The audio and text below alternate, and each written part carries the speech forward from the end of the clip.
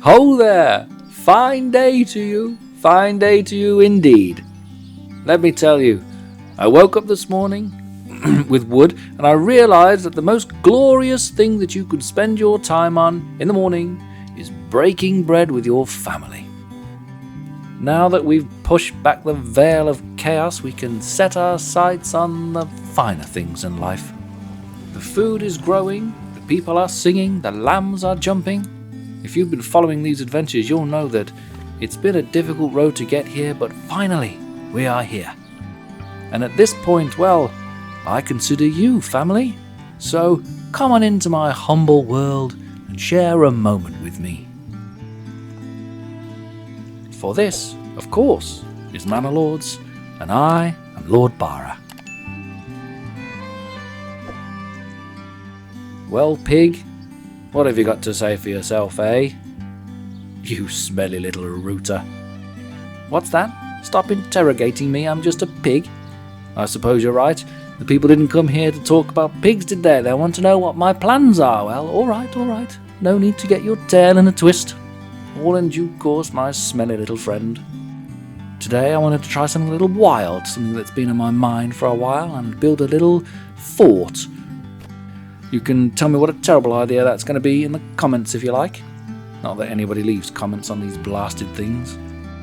I also wanted to add some new farms and reorganise when crops are cropping and when yields are fallow and things like that. It's a good idea to keep things organised, wouldn't you say? And amongst other things, I'm going to grow the settlement. So, now that you know my plans, I suppose I better get on with it, shall we? So, let's crack on.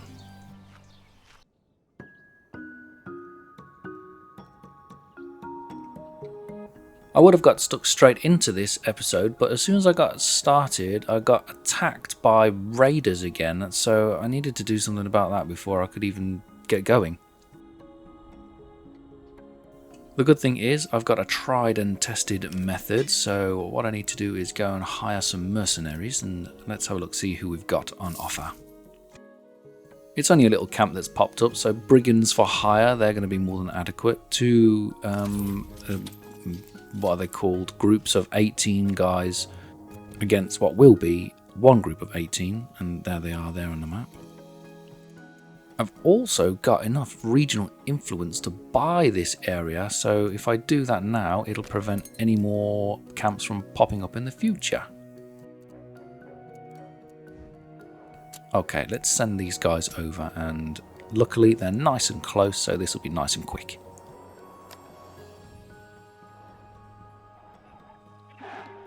Straight into a brawl, demolish them, and thank you very much. Well, that was over quick. Let's just have a little check around, see if there's any more pop up, just in case. I can't see any, so I think I can just disband them and get it over with. Well, I've been increasing my population in the settlement so that I can try to fill up as many of the open job slots that I've got. As you can see, I've still got quite a few to go. I think the farms are the big one. I really want to try to fill those up to max, but I need a much bigger population. Those of you in the know that have followed me, last time I actually did level up the settlement, and I had one of these points to spend, and I've pretty much already made my mind up. I'm going to go with this plough, but let's just have a check around, see if there's anything else worth having. I don't think so. I really want to focus on the farming, so heavy plough just makes the most sense, especially because the region that I'm in is the most fertile region on the entire map, so heavy plough it is, I think. Now, I do want to expand the amount of farmland that I have, and I will be doing that, but I want to also expand the amount of pasture land that I've got, because I've run out, and I keep getting this message of livestock is overflowing. And that's a good thing, and I want to continue to grow the amount of sheep that I've got.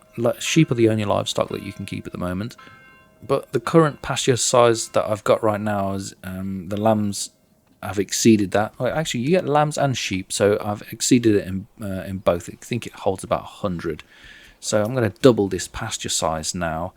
And the good thing about that is that I can seriously start selling sheep and lambs and gain some more regional influence. So let's just go ahead and add in a new pasture, shall we?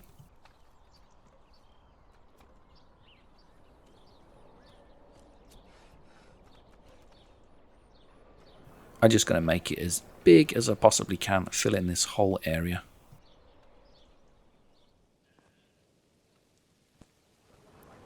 I've only got the one sheep farm and I've only got one person working in there. I don't know how many should really operate for the size, but I'm going to go add one more. We'll see how it goes. Oh, would you believe it? Another bandits camp sighted. These pesky things. This is the last region. I can't afford to buy it yet, but I need to deal with this as well.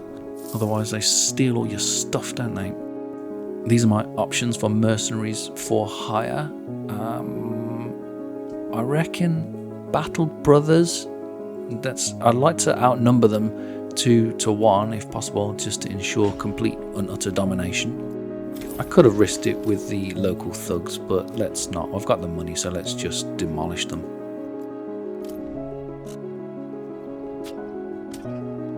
Oh, this is lucky. They're nice and close again. Get over the bridge, boys.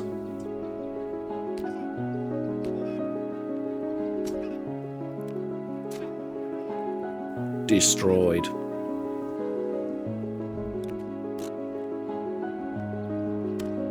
Ah, excellent. I've now got enough regional influence to claim this last bit of territory. That will mean that I own the entire regional map. That'll stop those pesky brigands from setting up camp again. It won't stop raiders from coming in, and the raiders are a bigger problem, so I need to come up with a strategy for that, but I'm going to do that separately. And I do have something in mind, and I'll talk about it a little bit later.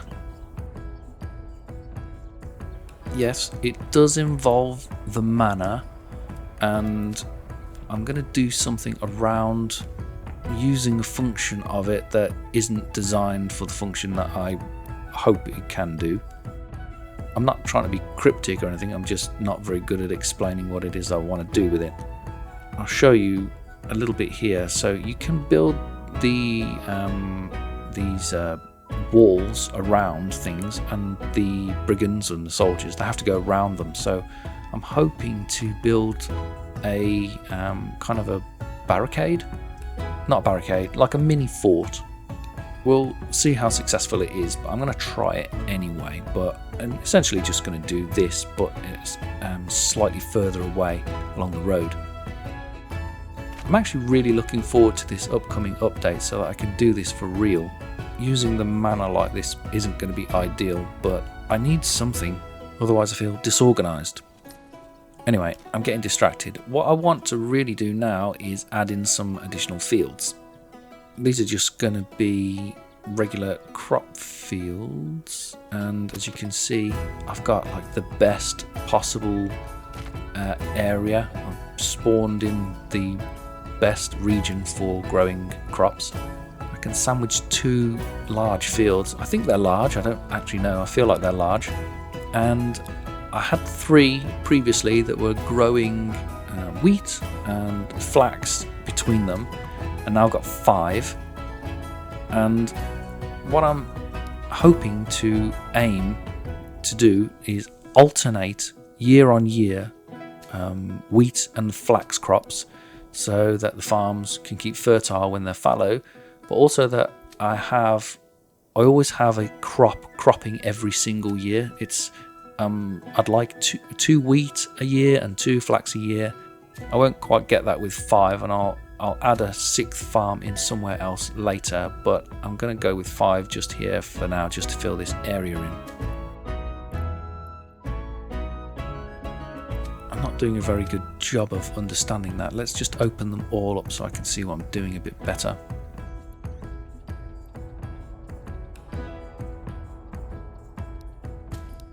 So we've kind of got like a 3-year system going on, haven't we? So this looks to me like year 1, I'm going to have 2 fields of wheat and 2 fields of flax. One of the fields will be fallow. And in year 2, I'll do the same thing, but I'll alternate which fields are doing what. Again, 2 wheat, but this time only 1 flax. That's okay, I can live with that. Yes, region claims no more bandit camps. And I think in the 3rd year, then it should be 2 flax and 1 wheat.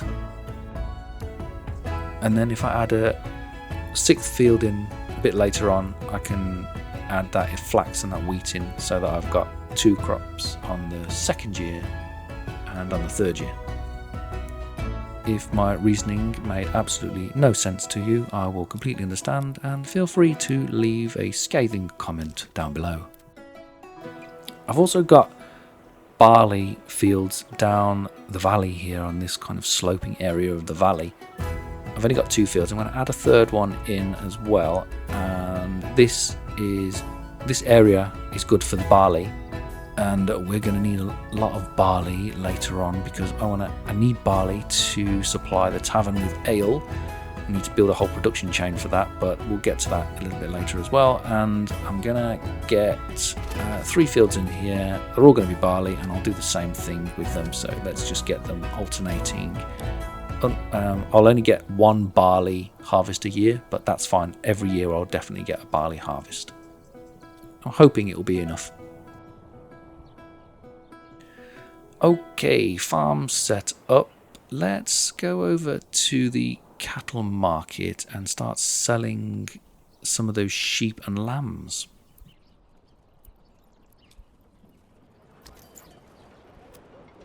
Oh, that's good news. I've actually got somebody working in here, and it looks like I'm selling a little bit. Oh no, I'm not. It's just not set up right.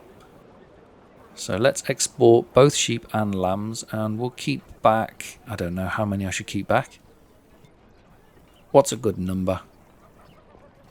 I need to keep some back because I need wool, don't I, for making clothes.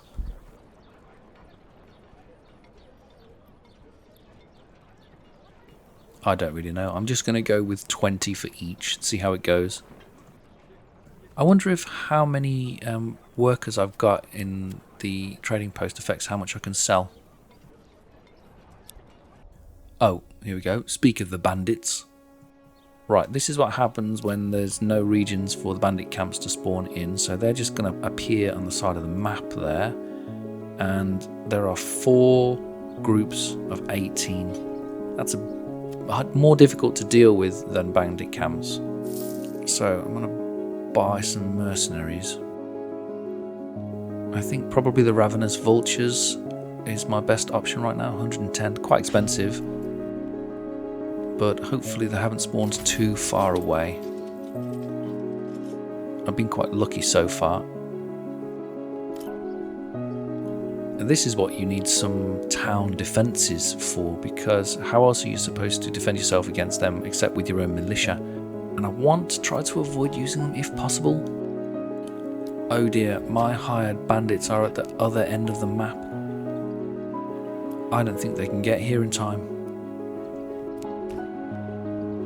Come on, boys. Oh, they're too late. They're far too late. Right, this is unexpected. I don't quite know what to say about this. It was a mistake. Oh, they haven't really done that much damage. They've just breezed through.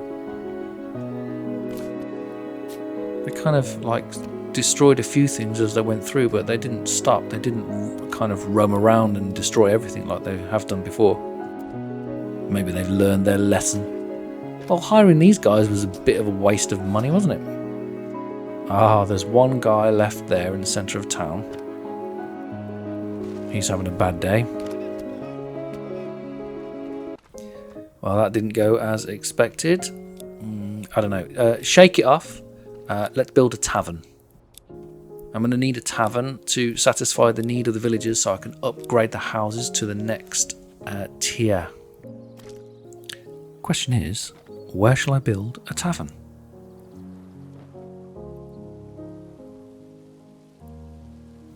It's quite a large building, isn't it? But it's just this one unit and you just plop it. No control other than that. I think I'm going to put it over on this end of town next to the trade post. That kind of feels quite nice. The tavern has its own complete production chain as well. I'm going to need one other building, and I'm also going to need to have one of the houses upgraded to a level 2 so that they can start producing some beer.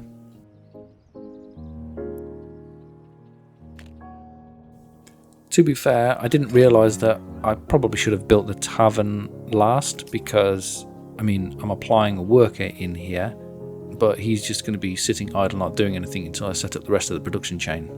Like the church, the tavern can be upgraded so that it can service more houses, but I'm going to keep it at its current state just for now.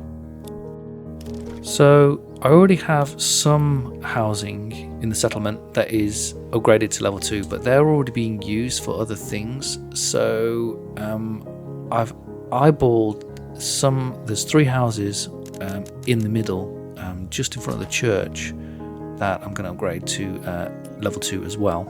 And those are going to be my, what would you call it, level 2 industry houses. So I want them to be the brewer, the tailor, the shoemaker. I've already got a bow maker on the other side of the church, so it makes sense to kind of cluster, well, it makes sense to me to cluster those kind of townsy houses around the centre of the settlement. But it's going well enough now that I can upgrade these houses to level 2s. They've got all of the requirements that they need. Now, I know that the manor isn't supposed to be used like this, and I also know that we're getting a major update around this time. I'm not exactly sure when, but around this particular mechanic of settlement defense. But I can't wait. I'm sorry, I'm just too impatient. A lord needs what a lord needs. And so I had an idea about how to use the manor for defense, and I think I can probably get away with doing it in one other place in the settlement. So I've kind of leapfrogged these buildings down this road here, and I think it's going to mean that these houses can't be interacted with anymore, and I'm okay with that because they're already upgraded to house the maximum amount of villagers, and their plot size is way too small for them to be doing anything useful. And I've already got other houses upgrading currently, which I'm going to use for my industry, so I'm considering those sacrificial, if you like, all in the name of being able to get a little outpost kind of fort built here on this road in this little space. So I'm going to do my best to kind of sketch that out and draw a little fort.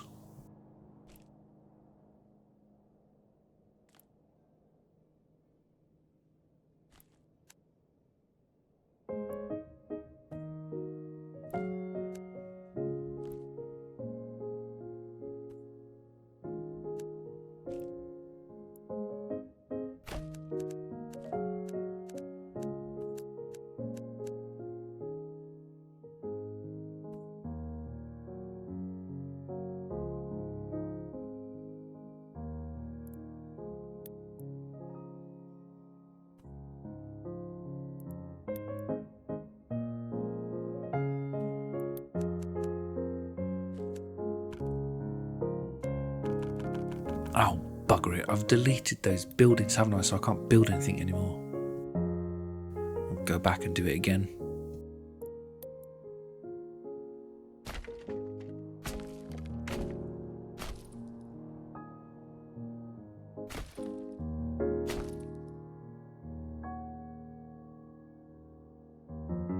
Right, note to self, don't delete this building here.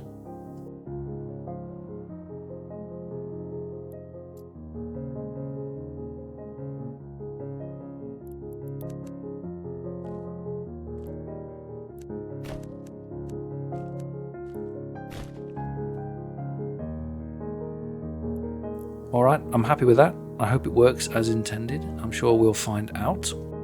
I need a bit of wood to build it, but only a few more pieces. And that's probably going to take quite a while to build, so let's just get some wood and then we'll get on with doing something else. I also need some tools. If I want to build a tailor, if I want to add a tailor into a tier 2 house, I'm going to need some tools to get that up and running, which means that I'm going to need a blacksmith to make tools. Now, I've got some iron ore. I've mined that ages ago. And the way that the production chain goes for this is you dig up the iron ore and then it goes to your bloomery. It gets turned into metal slabs, I think they're called. And then the slabs go off to the blacksmith and then they get turned into tools. So I've already built the blacksmith there. Here comes my bloomery. Again, I've put somebody working in there, but they can't actually do anything. It's kind of a waste, but it's fine. My bloomery's now got somebody in, and I suppose it's just a waiting game now.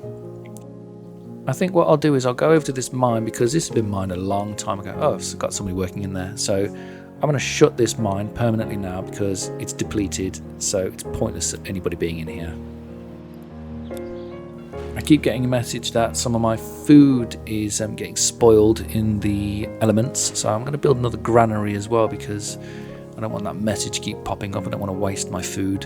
Apparently I've got 5 months worth of food, which seems like enough maybe. I mean, it's not red, but it's also not green, so let's store a bit more food, shall we? Where should we put the granary? I think one on the other end of town opposite the trade route seems good. And this took a really long time for me, but eventually I started making some iron slabs. I don't know why it took so long. I've skipped ahead a bit. As you can see, it's winter now. But now that I'm producing iron slabs, the smith should produce tools as well. Yes, there we go. 2 tools is going to make, and I think I only need 1 tool to be able to upgrade the house. Yes, the tailor's shop is 1 tool, so I've got more than enough.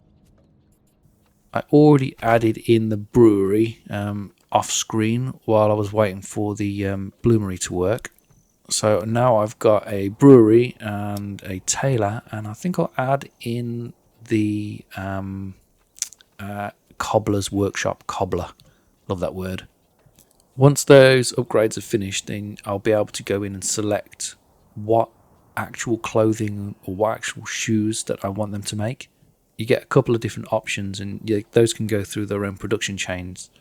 So I'm just going to select whatever's available. Oh, I know that noise.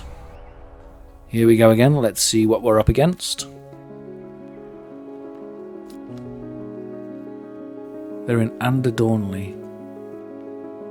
Well, I'm going to do something a little bit different this time. I've built my fort, and conveniently they are going to have to come through where the fort is built. Yeah, I did that on purpose.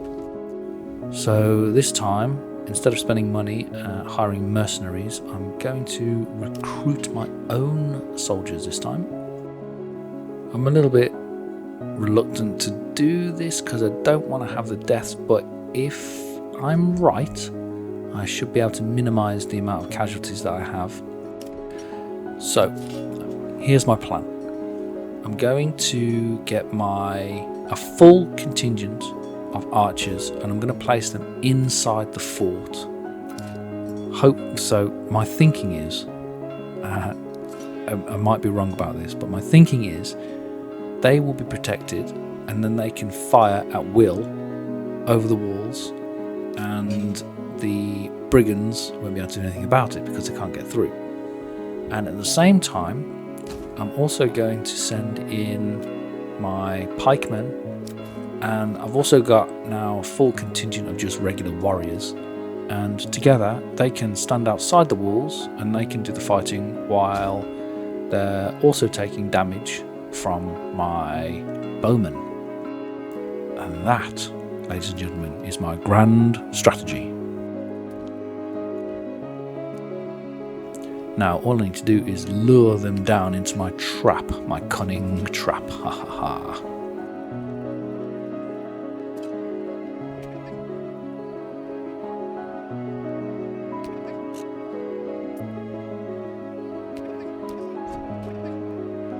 So far so good. Although I don't feel like the archers are actually contributing.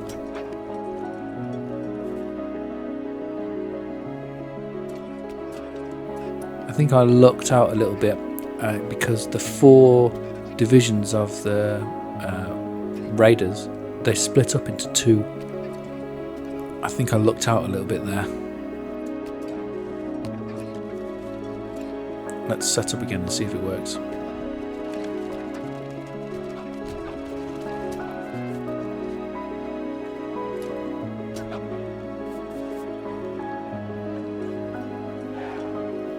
I mean, I'm winning, so that's good.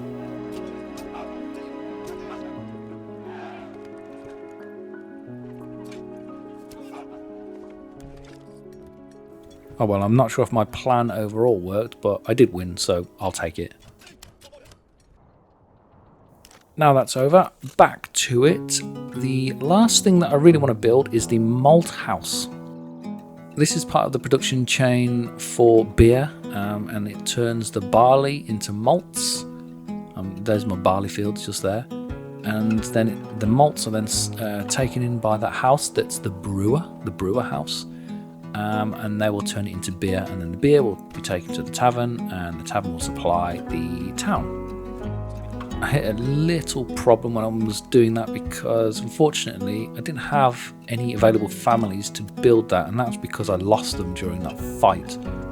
So I'm going to build a few more houses to kind of just encourage some immigration, and in the meantime I'll take a worker off another job. It's not ideal, but it's only temporary.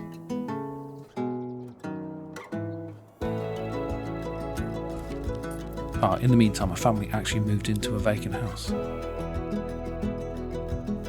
I'm thinking about the overall layout of the settlement. It's okay. It's up on the top of this hill, and I think the church is positioned quite nicely. I definitely could do better with the housing placement, but now that I understand about how plots work more, I think it's really important to have very dense houses in the centre, and then more of these large plot buildings spread amongst farm territory, if that makes sense. I think it's something to bear in mind when building future settlements, and that is going to be something that I will think about now that I own all of the regions. You can actually settle the other regions, and they are managed autonomously, or I should say independently from each other over the entire map. So you're effectively managing many different towns, and they even trade amongst each other. It's going to be pretty interesting to see how that changes with the coming update. For now though, I think what I'll do is I'll build another group of houses which I'll have large plot sizes, just so I can have some more meat farming. This row of houses here, they're too small to do anything with really, so it's just going to be housing for people. I'll upgrade them as well while I'm here so that they've got more space for more villagers. I really hope there's some kind of decoration as well that comes in with this new update. I get quite tired of just looking at the same thing over and over again.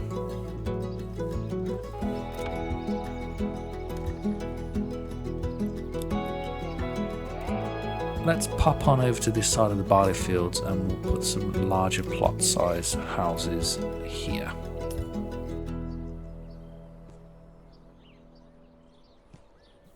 Giancarli 2105 did point out that you can use the coarse pits as a measurement guide. He points out it's 3 for vegetable farms and 4 for fruit trees. He didn't say how many it was for pigs and goats, but I'd say this is about 2.5, and I'm hoping that that's going to be enough.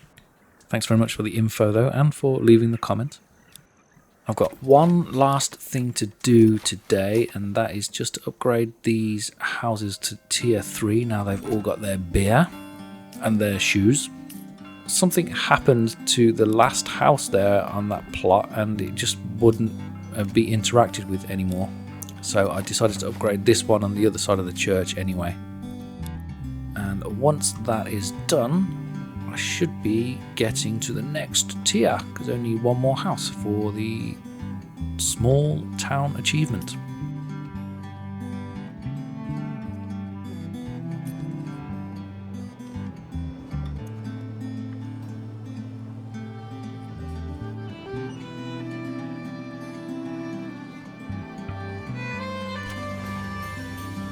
And there we have it. Wildfeld is now a small town.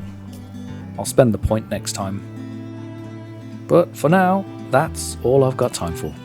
Don't mind me while I stroll around my creation.